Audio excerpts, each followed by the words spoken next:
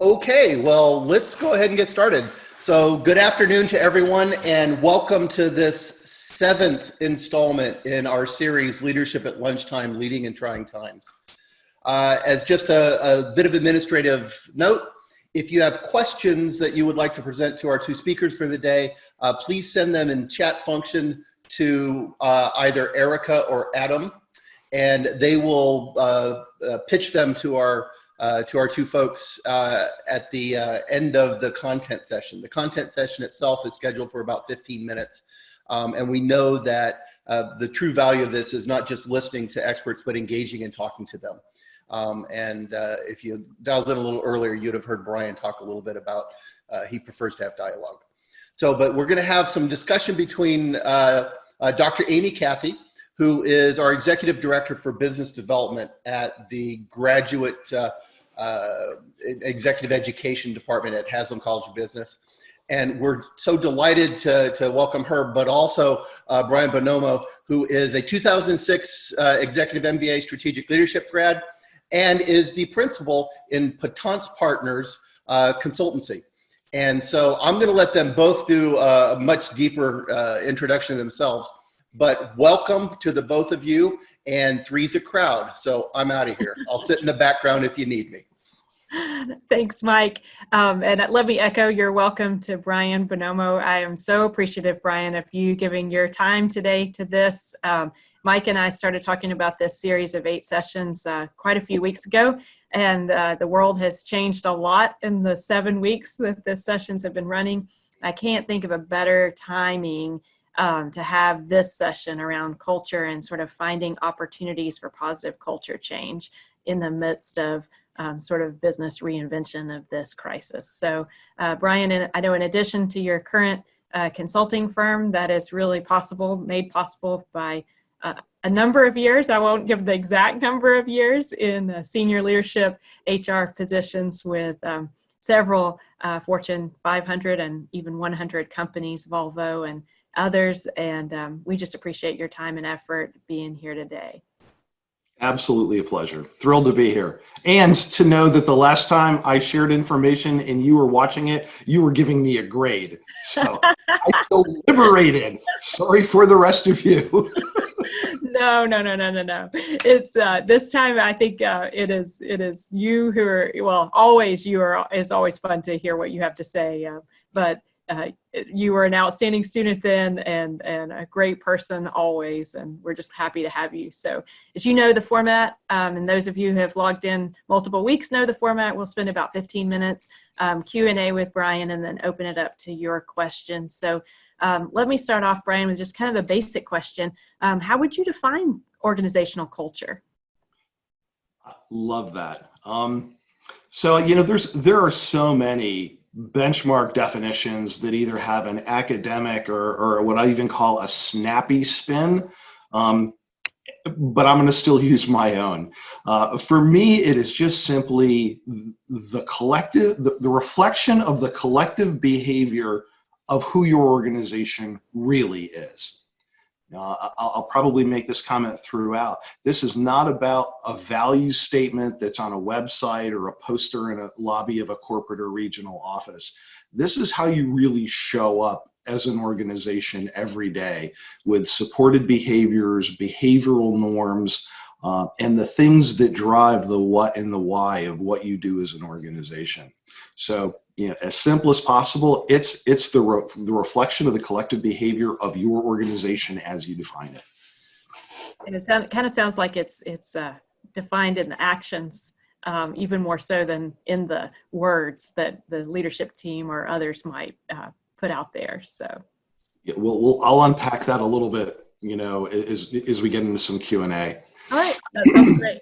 So, how about you know, I talked a little bit about the timing of this and how excited I was to have you here today, but, you know, why is it in your thoughts, why are these times of upheaval or crisis, as we would call it, ideal times for looking at corporate culture change?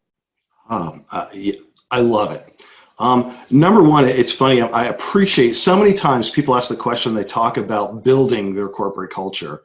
And I've always thought that verb a curious one when you talk about an organizational culture or dynamics like it, because you don't build a culture, you've already got it. You know, you might want to shift it from something that it is now to something that you want it to be. But make no mistake, you know, you have your culture already. You can build your strategy, you can build your business plan, you can build your brand, you can build your leadership team out, but you've already created the perfect culture for how you've behaved up to today. So why put some focus on that now? I would say that those organizations, so again, if culture is a natural reflection of behavior, it's what I call, it's kind of organizational behavioral habits. And this is what I think is so powerful about it, is it doesn't require a lot of cognitive thought. You know, in some organizations, you have the opportunity to invest in lots of innovation and technology and new product. Why would you want to invest in something like culture? Because you're changing behavioral habits on a very large scale. And when you can make the intended outcome be below the level of consciousness, where it's a habitual and natural reaction, you are creating tremendous resiliency and agility in how your organization is going to perform. So why now in a season of, you know, whether you want to call this crisis, which I don't, I certainly call it upheaval. I think what you want is, how are you going to prepare for your next steps for when some of the constraints we're under are not there. Notice I'm not saying return to normal, you know, but there are constraints that we're operating under, and how you respond collectively as an organizational organism is fueled much more by your natural behavior than by your intentional plans. I love that. And I love what you said about your corporate culture is a result or response to your behavior up to today. And so I think that indicates that culture is not something that you can create or build. It emerges in response to certain things. And so what are those inner things of an organization that create, or that that culture responds to? Wow, that's a great one too. I would say at its essence, it's number one, leadership, always leadership. Number two, it's values. And again, not the poster, not the website, you know, it's how does stuff really get done in this fill in the blank, in this department, in this company, in this field office, in this plant, you know, and a lot of it, when you go to shift, and maybe this is a great segue, I think it's all about what behaviors you reinforce. You know, talking a lot about leadership, and here's an example of where I've seen leadership used as an excuse. Well, you know, the organization is always a reflection of the character of the leader. Totally agree with that statement. But if you're on this call, you know, you are a leader. Even if you're an individual contributor, you have either or soon will be a manager of other people. You know, you are either a highly successful leader or a very high potential leader, or you wouldn't be in the program, period. Don't cop out and say that only the very top pinnacle, the flagpole on the top of the roof, on the top of the big building, and the lady or gentleman who sits in that window with the balcony, I mean, that's not the top. You control the culture of your own cell, of your own team, of your own organization. You may have some constraints, there may be some greater norms, but ultimately it falls on you. A couple of great examples, if I can. You know, again, I like to be a little provocative, and I do try to keep judgment out. But here's two examples of organizations in the last 90 days that, in my opinion, their behavior reflects a lot of what their true culture was. And both of them have to do with organizational response globally to COVID-19. I'm going to start with the first one. It's Ruth's Entertainment Holdings. Most of us have probably eaten some beef at a Ruth's Chris Steakhouse. Luxury branded organization, definitely known for quality of experience. posted $42 million in profit at the end of their reporting year 2019. So pretty successful, traded on the NASDAQ. I think it's, if you're going to react instinctively in accordance with your actual values, and you're going to be agile, you're going to be aggressive and take initiative. And what did this organization do? When it was announced that the Small Business Administration and the approval of the stimulus had almost $1 trillion at its disposal, they quickly put together an application and got it through the approval process that resulted in a $20 million forgivable loan. I believe that they were able to respond so quickly and so effectively in a very short period of time because they were operating less than consciously. We have a problem. What motivates us? How do we get it done? And they did. Enter the law of unintended consequences. How exactly did that work out for them? Were they confident? Were they aggressive? Did they take initiative? And in my opinion, were they behaving in accordance, in a culture that was an accordant reflection of their principles, at least of the leadership? I believe they were. And they were successful at a certain interim point until unintended consequences kept in. Another example, beautiful example, Best Western Hotels in the United Kingdom. As in early March, when we just saw all travel industry just taking a huge hit, cancellations were spiking. And they were trying to figure out what their response to this should be. Their senior team got, I thought, a pretty innovative idea. They said, we're going to have a need in our society. Why don't we create makeshift hospital space? The construction engineering of a hotel is not, fundamentally different than that of a hospital. I spent a little time in that industry and you can accept that. So they reached out to key stakeholders in their communities and discovered that really wasn't the need. The need wasn't for hospital space. The need was for accommodation for medical personnel, for low-risk current patients, and at-risk non-patients. They just needed a safe place to stay. Guess what? Right in hospitality wheelhouse. So they immediately made 15,000 rooms available throughout the UK for that purpose. Now, what I do not know is, did they donate them? I suspect they did not. I think I don't know, but even if they didn't, it really doesn't matter. There was a community need. They met the need. My hunch is they got some profitability out of it, but can you imagine how their brand is going to be received on the other side?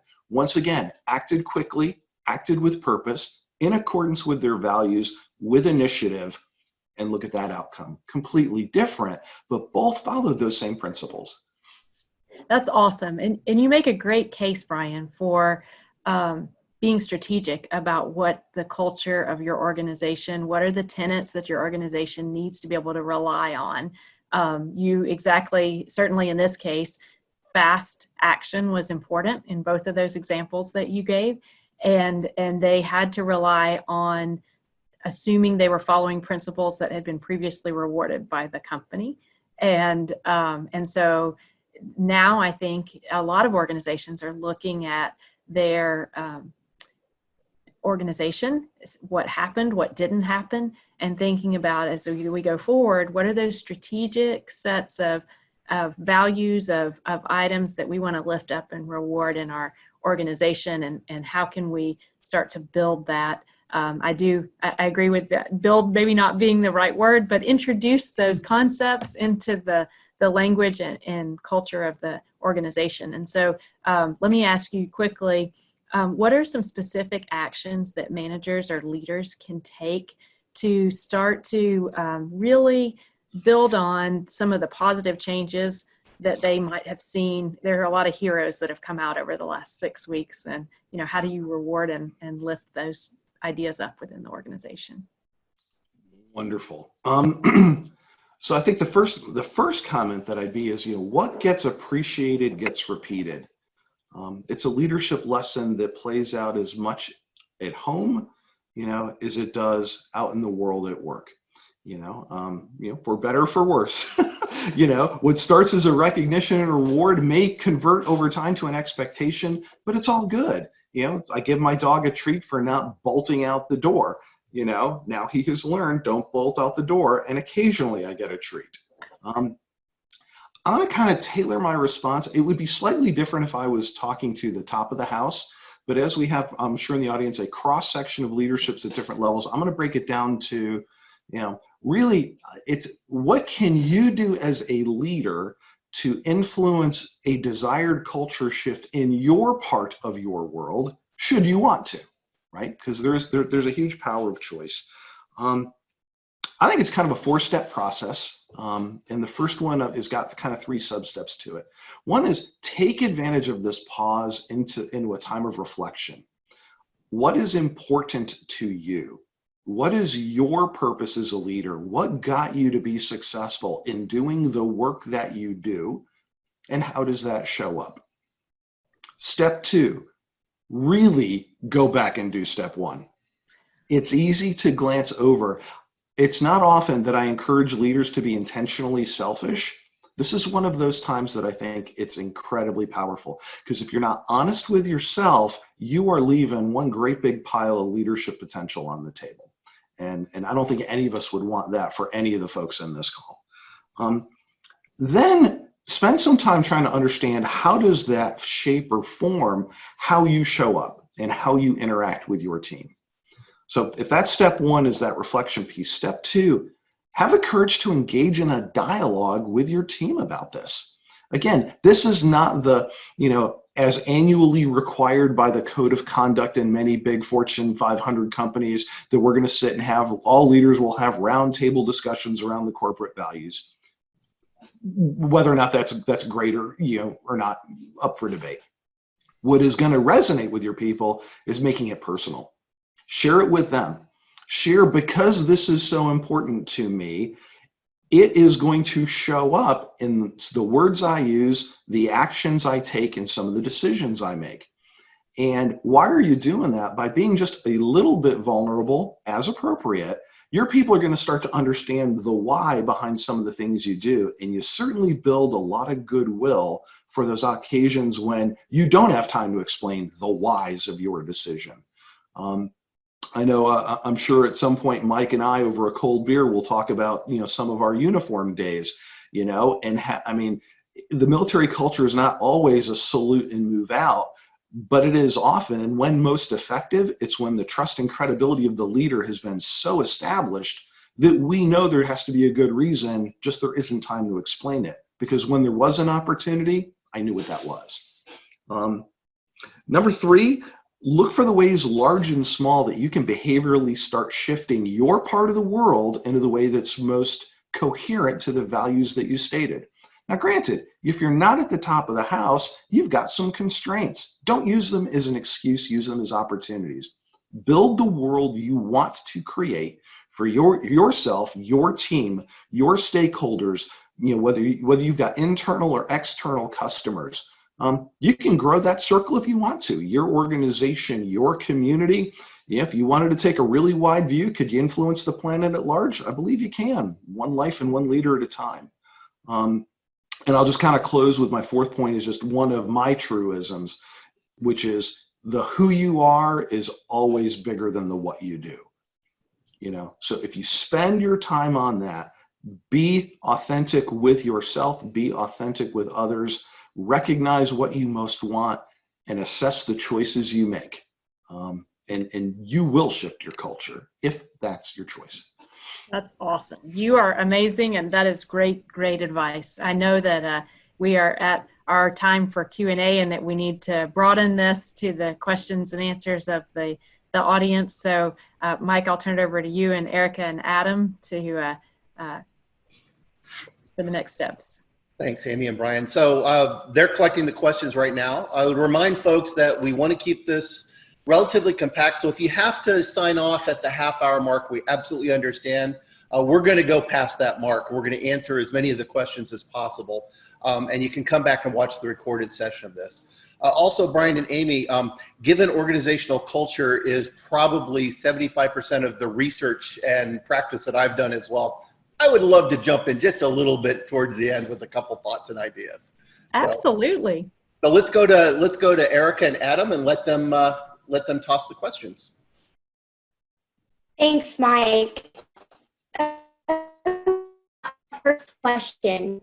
Organizational change is hard, and when that change involves culture, it seems to be even harder. What are some things leaders can do to help shift culture to where it should be? So I will make this as granular and practical for you as I can. It is hard because organization culture is really organization behavior, and behavior change by its very nature is difficult. As a leader, I'm going to give you a 3-step model that has been effective for me, and it simply reinforces how adults learn behavior. So number one is as you try to change, what are your words matter. What you say has an impact on those that hear you say it. Its power to change behavior, the basic metrics in the body of science, and I'll have Michael correct me if I'm wrong, says between 5 and 15% of our words can influence behavior of another.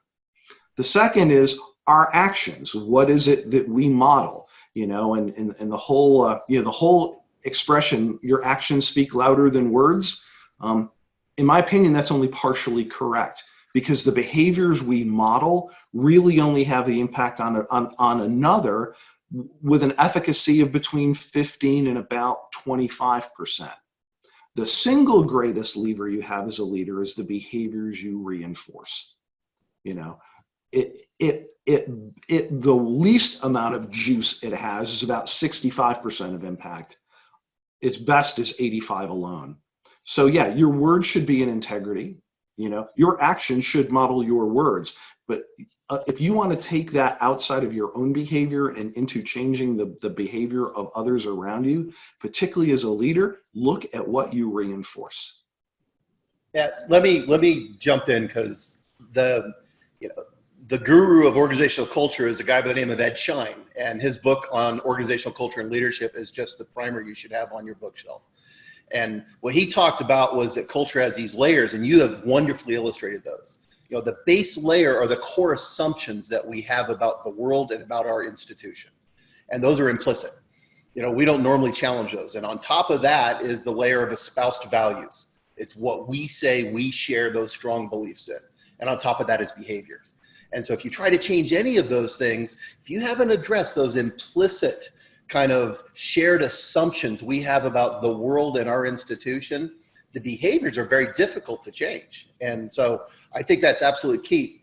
He also talks about 10 things we can do. The 2 that jump out to me, what a leader pays attention to, measures, and controls. And that's what you just talked about. It's how you are leading by example and how you are acting and what you're paying attention to. The second is how you respond in a crisis. In less than turbulent waters, in very quiet, placid times, we can get a whole big acting show going on. When a crisis comes, then it shortcuts down to the limbic system, and we're now acting, in almost primal values at that point. And if the leader's consistent between those two, it sends a clarion message to the organization. These are things that are important to me as a leader, but also to our institution. So yeah, absolutely. Thanks for that answer. And if there is an element of dissonance between that behavior in a moment of fire and what you've espoused up to that point, that will be remembered a long, long time. Absolutely. Absolutely. And so it's why we've got to make certain that our character is manifesting in times of peace and in times of crisis. Finally, thank you, whoever the source of the question was. I appreciate your willingness to jump on in there. So thank you for that. Bryan and Amy, I got another question for you. And wondering if you would mind commenting on the relationship between people and organizations who get the culture versus those who get results. So that is, I think what you've just described is actually a value conflict. And it's really about the priorities. There is absolutely good results and a healthy culture are not mutually exclusive elements. You can have, now, I'll also say, you can have an organization of a tremendous culture and go out of business, or a not-for-profit that has wonderful energy and wonderful passion that's not hardly able to reach its target audience because of the lack of a drive for results. You can also have some wildly effective organizations. I hope there are some big ones that pop into people's minds, particularly right now as their profitability is spiking right now, whose reputation as an employer of choice is struggling right now, because it's not a dichotomy, but it's where you prioritize. And if your priorities are only about outcomes, your people always suffer. Again, forgive if I go back to some old military idioms, but one of our leadership maxims was mission first, but people always. It's a polarity. It's a series of trade-offs. Please don't treat them as mutually exclusive. So to get to the meat of your question though, let's assume you are one of the enlightened who really understand the power of the people, and you feel like you're getting great pressure that rubs against that core value to deliver a certain result. I would say that you don't have a magic wand or a superpower, but your CEO doesn't either, and your people don't expect you to have one either. They just want to see out of you what you say you believe.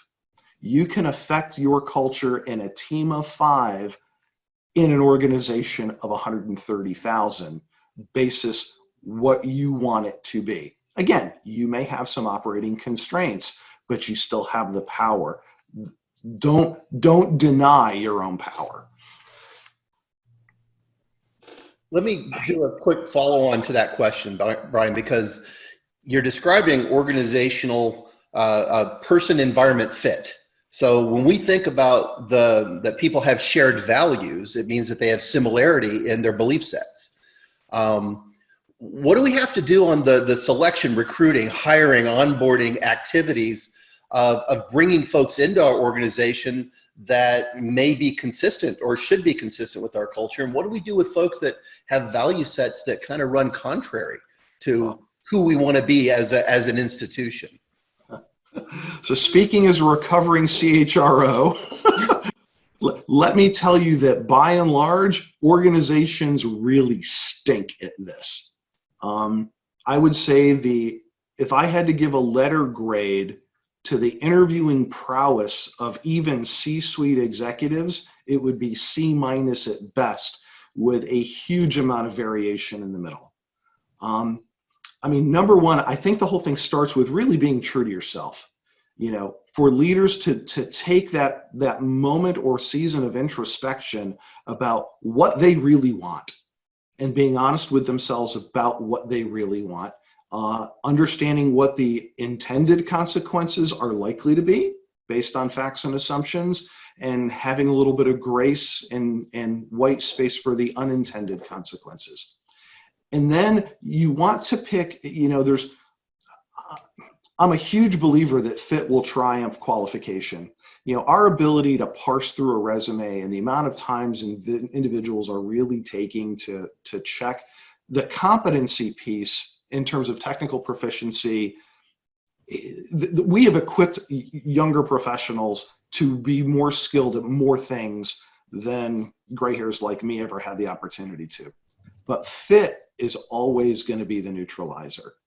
And what is your organization looking for? When you get to be the person that makes the hiring decision for your team, you really want to make sure they fit. And fit doesn't mean think like me, look like me, cheer for the same sports team, went to the same school. You want to ask the questions behaviorally that show, how is this person going to show up and collaborate with peers? And I tell you, we could get into heroic and post-heroic leadership models some other time, but I will tell you the face of leadership is changing, and it will be noticeably different in the next 10 to 15 years.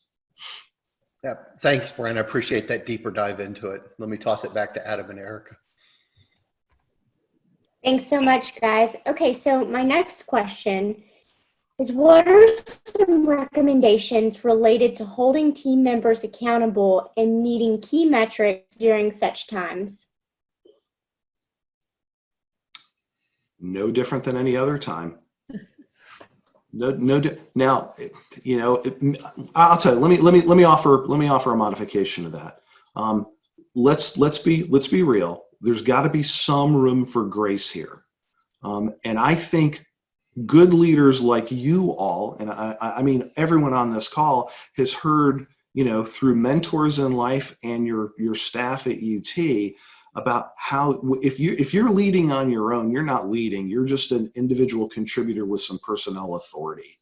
If you're really leading, you are in touch with your people.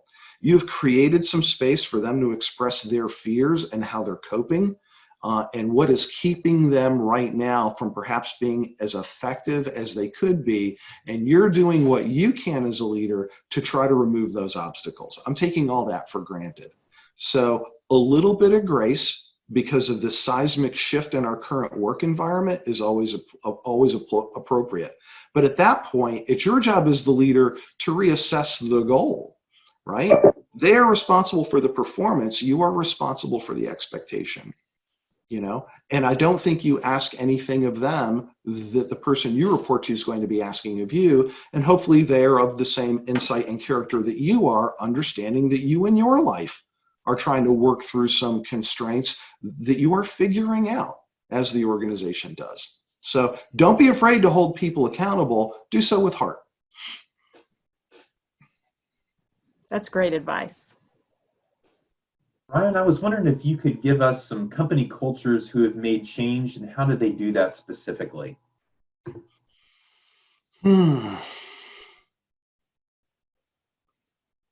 So I have had the opportunity to, I'll give you two great examples. One was Eaton Corporation, not quite 10 years ago, did a huge acquisition of a company called Cooper Industries, based out of, I think, Houston, Texas. A Fortune 200 acquiring a Fortune 500 that actually had comparable headcount, similar space. They took a very formal programmatic approach.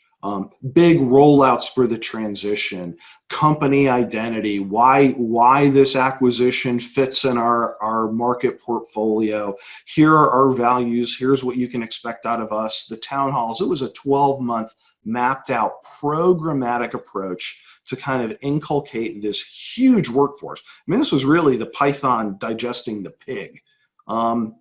And I think it worked about as well as an engineering-minded solution in an engineering-minded company. And I think it was successful enough, right? There was no revolution, so to speak. Where I saw it work better was in a multinational IT company that had the same leadership. There had been a new CEO. He'd been in place about 16 months. Same leadership team, great stability, until the CEO got feedback that all but 2 of his 10 direct reports were actively looking for other jobs. And it had to do, and this guy was, the CEO was a really good guy. I mean, he was a good guy who really cared. He wasn't a marketing personality, right? He wasn't your high extrovert, but he really meant well. His fatal flaw was he was a critical thinker, and every idea, no matter how well thought out, that man would pull a thread on the 2% of detail that you'd overlooked. So if you come with him just looking to brainstorm and share an innovation, he was going to find all the things that you hadn't thought of yet, to the point where people wouldn't come to him with ideas anymore. When confronted with that fact, he started out by changing himself.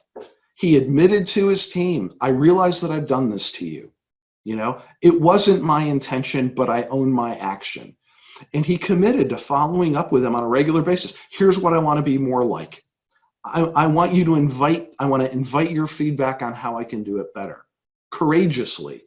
I want you to evaluate me. on a regular basis, is how I'm doing, living up to this promise.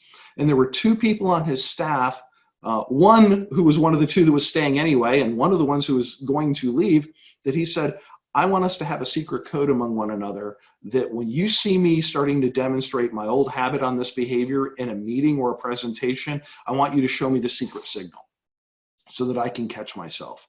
The organization of that, this was a 9-site, 3-country, 900-person organization in the technology space, was noticeably different in 6 months. So, what are some examples I've seen it do it? The common denominator is leadership approach. Both were more in the technical space. One led with their brain. Here's a programmed approach to achieve this outcome. One led with vulnerability and heart. And I suspect the people that are still in those two organizations tell different stories about the experience. I hope that wasn't too much of a monologue, and I request your forgiveness if it was. But let me talk about one that did not work. And I'll tell you why. Is two pharmaceutical companies came into a merger. There's never, as you know, a true merger. There's always a big brother, small brother. And what they did, there was night and day in cultures. One was very organic, very flat. They came to the negotiating table with 3 people in sandals and shorts. The other was incredibly bureaucratic and deep leadership chain of command. And they came with 100 lawyers wheeling in basically filing cabinets. And they merged the companies. And they ignored the differences in the cultures. 10 years after the merger, we saw schisms still. People had the secret company identifier from the previous company and said that this is who we are. And then people across the office from them had a secret identifier with the other company, and they said, this is who we are. And they just ignored it. And so the lesson we took from that was, no matter what you do, don't ignore it. The diligence of bringing companies together and merging or creating a different culture from it, it has to be quite deliberate. And we've got some research that actually shows that most failures in M&As aren't due to failed financial projections. It's due to the failure of understanding the coming together or the clash of differing tribes and the cultures they bring with them. Mike, amplify that if you would, because as I recall, the research is well over 70%. That's absolutely right. And and the research says failure, but what it actually means when we look at it is it's not complete failure. It's failed to reach financial predictions. So the monetized value of the blended company, whether it's the merger or the acquisition, 70% to up to 80% don't ever meet those numbers. They don't return the multiples, and a substantial part of them never actually work, and they split off again. We're seeing a pretty big one right now going on in the energy, the oil and gas space. Which is, yeah, and on that, because one of the things I think the root cause is because when you're doing due diligence in M&A, everything is what I call a prefrontal cortex activity. It's led by spreadsheets and Microsoft Project. Yes. Even when people, as someone who's been responsible for HR due diligence, it's pension fund liability, it's the union master agreement. It's executive comp, it's stock behaviors and option executions. Nobody talks about, well, how are we going to measure how things get done here? What's the social science that's part of the DNA of this organizational organism? Well, you can't put that in a spreadsheet. So it gets overlooked. And that's what comes back to bite. Yeah, and it's the cultural diligence is the part that absolutely gets overlooked, because in honesty, we're not anthropologists. Most of us have a very strong financial understanding of the processes and procedures of an organization. So I just want to toss that in. The thing to do is to not do. Don't ignore the cultures of the organizations. Yeah, very well said. Thanks, guys. Hey, this is Erica with the last question, and it's kind of playing off. You each gave an example of leadership that is willing or unwilling to kind of acknowledge the need for culture change. And so this question relates to both. So, having worked for two of the big four consulting firms, I have found that the public message from leadership is very different from the internal messaging. Publicly, the firm projects integrity and care for its workforce. Internally, it's very different, and the workforce is simply replaceable assets. How can you force leadership to live/practice what they preach? I'm going to do the best. I'll take my first crack. Erica, thank you for the question. Your audio was a little warbly on my end. So I'm going to, let me, if I could briefly restate what I think you were going after is, the person posing the question has been, a member in two of the big four. And what they're basically saying is they've observed leadership, the audio doesn't match the video. And so what can an individual do to hold leadership accountable to their message? There are two ways that an organization culture changes: revolutionary and evolutionary.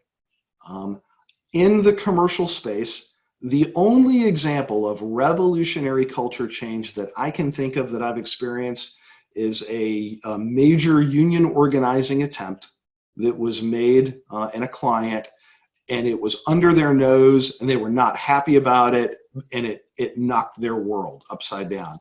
Now, I'm not going to say it was a good thing or a bad thing. I would say that they harvested the crop that was produced from the seeds they'd sown over a period of time.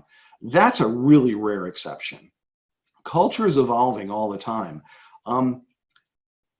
I love the desire, the recognition that the audio doesn't match the video, and the desire that it did. But I'll be very candid.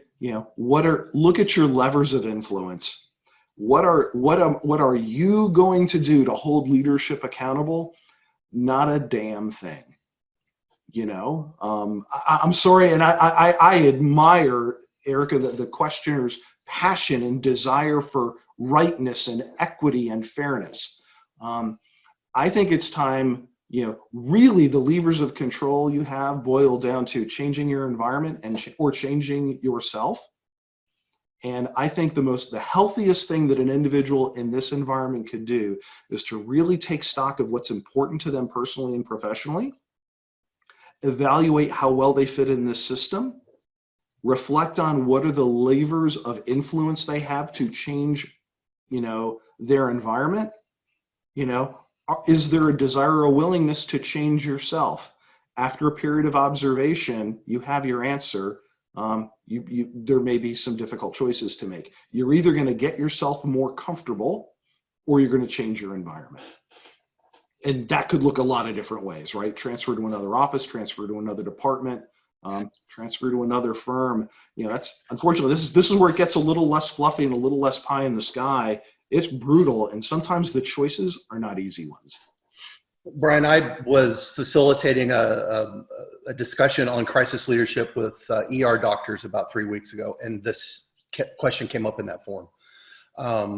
And exactly what you said, it is one of the hardest things to do, because the tools we have to lever influence down and laterally are more numerous than what we have to lever up.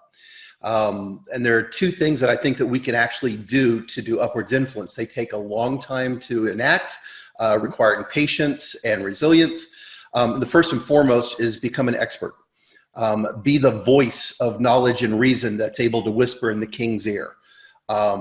And so if you are a tool of expertise, then you can kind of leverage that rational persuasion and do the algorithm that shows that the way they're acting actually doesn't impact what they're trying to achieve.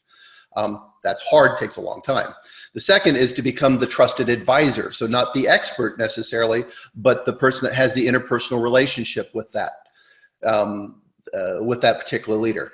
That's going to be really difficult if you don't like what the leader's doing. Very few of us are good enough actor to actually kind of put the mask on and to become that confidant. And so it is very hard to do. It can be done, but in honesty, it's, I put things into CIA, control, influence, accept. It is not in the control box, and it's at the lightest end of the influence box. And then it has to go into the accept or the do not accept and exit. So Let me ask a question related to that question, which is really intriguing to me.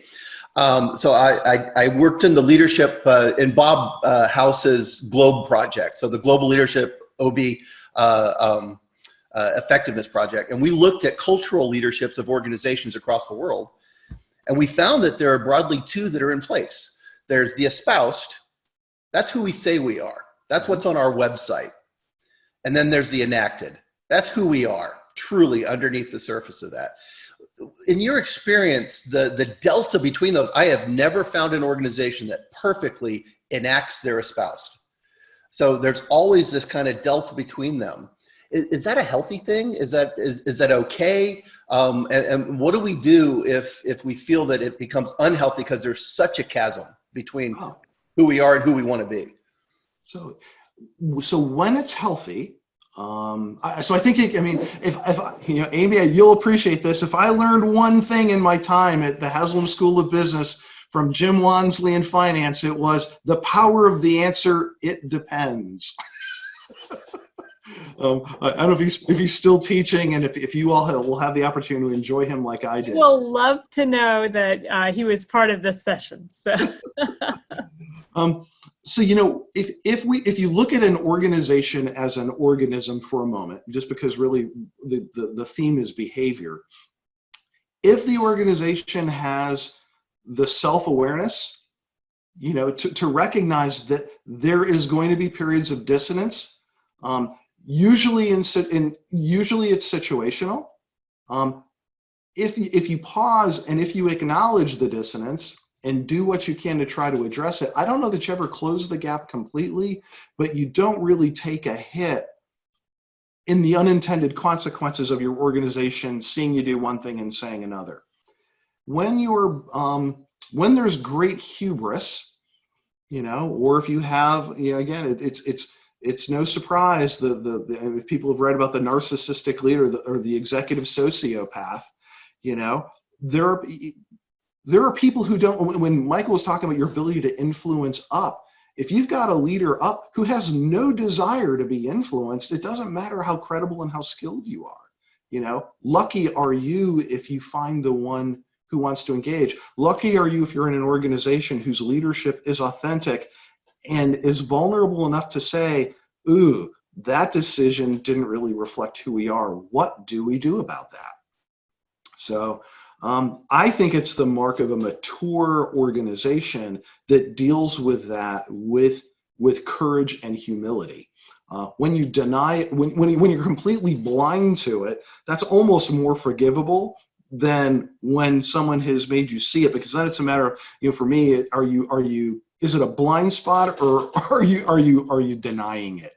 And the whole influence path is completely shifted.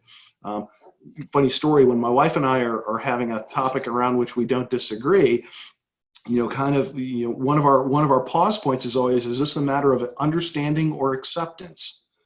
Because if what you're lacking is acceptance and I stay in trying to help you understand mode, I'm making the situation worse. Or if I'm trying to influence you into acceptance and you genuinely don't know what the hell I'm talking about, I'm not going to get to a solution very quickly. So I think in your organization context, there has to be a realization. Does the organization understand it's doing it, and is it willing to do something about it? That got a little monologue-y, Mike. Sorry about that. No, fabulous, because I think we get to the point where it's about the intention. Yeah. If our intention is to grow and evolve, which is what you just talked about, people will give us the benefit of the doubt. We've planted, this is who we want to be. We're not there yet. We're on our journey. And if it's not our intent, or if people don't believe it's our intention to grow and evolve, then what we get is belief in hypocrisy. Well, they're just doing this because it's good press. Right. Well, here, in fact, if I could, there's a maxim that's really influenced me, and that's that we tend to judge ourselves, and this holds for the individual, and I believe is applicable to the organization. We judge ourselves by our intention. We judge others by their action. And what percent of your interactions are you other? Mm-hmm. Mm-hmm. Yeah, Just absolutely. a point of reflection, right? Yeah, that's fantastic. I think we've got a couple more questions if you've got a few more minutes for us. Be thrilled. Okay, great. Brian, we got a question kind of relating to the audio matching the video topic that we were covering. And so the submitter said, even though I am a CPA, I'm a huge believer in the HR function. It seems to me that HR is far too passive in helping the C-suite make the audio match the video. Why is HR so passive? Any thoughts on that? Oh my goodness. I will to whoever asked that question. Thank you. I was one of the biggest provocateurs in my career field in presenting and meeting with other HR executives, because I publicly declared I have no patience for a professional group that sits around tables speaking its own lexicon, lamenting why it doesn't have influence in its organization, when they spend all their time incubated talking about lovely HR things and they don't know anything about the business, but have convinced themselves they do. You know, at any given time, sorry about this, you got me cranked up. At any given time, your organization has 100 possible initiatives it could take that would improve the quality of your workplace. And and would be valuable, all things being equal. Chances are there are only 3 that have a direct correlation in their ability to influence the top 3 strategic priorities of your organization. If your organization is focused on working capital, it's probably not a good time to roll out a learning management system. But if you're the HR professional, you've got to know your business. So number one, I applaud your recognition of the value of the human component of the organization that serves the customers that you serve, regardless of industry. I think HR people have gotten themselves too insulated, and they've lost they're unable to speak truth to power because they don't have the influence, because they haven't taken the time. Now, I could be a little cynical and say in some organizations, it's built to be weak, because people in positions of authority don't want to be told what they can and can't do. HR is at its best when it never assumes that decision-making authority and is constantly living in the world of a risk manager. You know, when you take a course of action that looks like this, here are the 3 potential outcomes and the risk assessment I provide to each. You know, it's not my job to say, but that's against the Fair Labor Standards Act. You can't do that. Who am I? I advise. So why is it? Don't count on I mean, so my last point. HR people love HR as I'm being very broad here. We love the fact that we can tee ourselves up as the employee advocate, the voice for the little person. You know, the harbinger, the standard bearer of culture and ethics in the organization. Hogwash. Leaders own that. HR functions behave that way when they've created this illusion that they are the surrogate leader, because you have actual leaders who won't make tough decisions.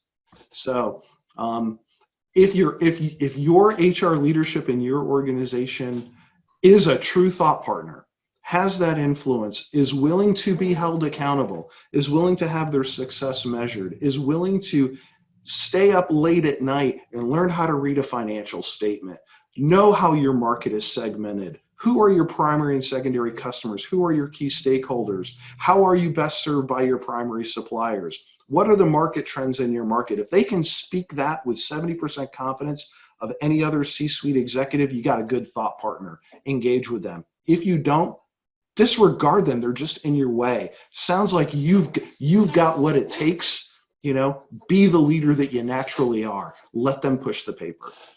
And listen, believe you me, I've transformed more HR departments. I've done it on every continent but Antarctica. So I have given myself authority to speak on the topic. Thanks for listening. Brian, are you encouraging us to find you a position in Antarctica? Is that what I just took from that? You know, I had the conversation with my wife. I almost volunteered for the NOAA scientific exposition. Yeah. My wife was like, no. we have, if you're going anywhere for 6 months, you're going to Australia and you're taking me. So was that an understand or an accept conversation? yes. I got the note from Erica and Adam that we're done with the questions, that they haven't come in. I want to give Amy and you both just an opportunity for kind of a final thought, and then I'll close it. And yeah. My final would be, for those that have stuck into the end, if I could just make a request, what's the most controversial question on your mind that I don't claim to have the answer for, but I may have an opinion on, that you would never ask in your organization? Please throw it out there. I mean, the thorniest one that's real for you, not the stump the chump question so that I admire how brilliant and insightful you are, but the real struggle and how it impacts you and your leadership in your organization. Don't get off this call with an unanswered question that you're going to be thinking about later today. And then finally, folks, you guys are really having a disruptive education experience. I will tell you, one of the single best professional decision I ever made was attending this program in 2006, and I shopped and considered it for 5 years before I went. And I didn't go because I needed it for my career progression. I did it because I wanted to learn, and it completely changed my path. And milk it for all its value. You have got a world-class cadre that you're learning with and learning from. And make no mistake, they learn from you as well. Thanks so much, Bryan. If Amy? I can just jump in and say, Bryan, thank you so much for being with us today. I wish you'd told us what you really thought, but I seriously, I appreciate the candor and the great examples and really incredible advice around this topic. I think it's one of the really exciting moments in most of our career lifetimes right now that whereas under more normal times, whatever that looks like, you might look at a situation and say, well, that's just the way it is within our organization. And we're in a situation where organizations of all sizes are putting more thought than they have in a long, long time into how they do business, what those elements of culture should and could look like for their organization. And so the opportunity to learn from you, hear the things that are good practices, best practices, and then hear challenges as well has been really helpful. And I hope it's been helpful to those on the call. So thank you so much for that, Amy, as well. Bryan, you tossed out an open-ended question, and so that, of course, means that we have one more question for you that's come in from the audience. Love it. I think it's a good one, so let me ask it. How do you convince a CEO who speaks condescendingly to his or her employers to recognize what they're doing and knock it off? Great. A lot of it is so the approach is going to be kind of situational. If you are a person who's actually in a position where the logistics of teeing up that conversation are possible, I think for me, it's one of those if you can do it outside of the office over coffee or an adult beverage, and just ask for permission to share an observation that they may not be aware of. Mm-hmm. And simply paint a picture. And again, Mike loves the little 3-letter models. I'll give you one. Situation, action, effect. If you're in that place, to say, listen, in being very specific, no generalities. An example: when you were when you were giving the quarterly employee report or the last staff meeting, and you did this, did you notice in the room that this happened? And speaking for myself, I can tell you the impact that it had on me was really took the wind out of my sails, really made me not want to demonstrate the courage to step up and disagree again. The way when I saw you cut Fred off at the knees for that suggestion, made me for a moment wonder if I would ever have the courage to offer a contrary point of view again. And I know that's not what you want. Yeah. If you are not in a position to have that kind of influence, slightly different place. Find out wherever the mechanisms that, I would encourage you, it's discomfort to give that kind of feedback. I want to be very honest with you. If you're in a place where you feel safe doing it, that discomfort will pay you huge dividends because it's a true mark of courage. Don't be foolish if you're not in a position where there is safety in hard feedback that you put yourself out there and take an unnecessary professional risk. And then that kind of goes back to Michael's point about, where do you sit in that? I would assume that your organization somewhere along the line has some multi-rater feedback input tool or an engagement survey that employees participate in, et cetera. Boy, this could turn into a long. What I do professionally on a daily basis is deal with CEOs just like that by helping them go from that as an understanding or an acceptance issue, showing them the data, showing them the impact it's having, and offering them the opportunity to do something about it, and then walking through the hows. You're in a tough place. You may not have all the power in the world to change it, but by the same token, the polarity, don't convince yourself you have no power or influence in the situation at all. Be creative. There are things you can do, and if I knew more about it, if I would offer, if you want to share the particulars of your situation, I'd be delighted to, see what we can find. So let me say that whoever asked the question, you can send an email to me, mgrogine@utk.edu, and I'll forward it to Bryan. And those of you that have the burning questions that are watching the recording of this and said, oh man, I had to check off early. If you've got questions as well, Bryan, would you mind if I kind of shared those with you? I would be thrilled. Perfect. Absolutely happy to. So this is our next to last installment in this 8-part series. It was born in an idea on a Monday, and a week from the Wednesday after that was enacted. And it was all about us giving service to leaders in very, very trying times. It has done very well, I think, in the fact that it's changed some folks' lives. And we've had a substantial amount of feedback that asked us to continue. And so the time after next, on May 20th, we're kicking off our next 8 sessions on leadership at lunchtime called Leading in the New Normal.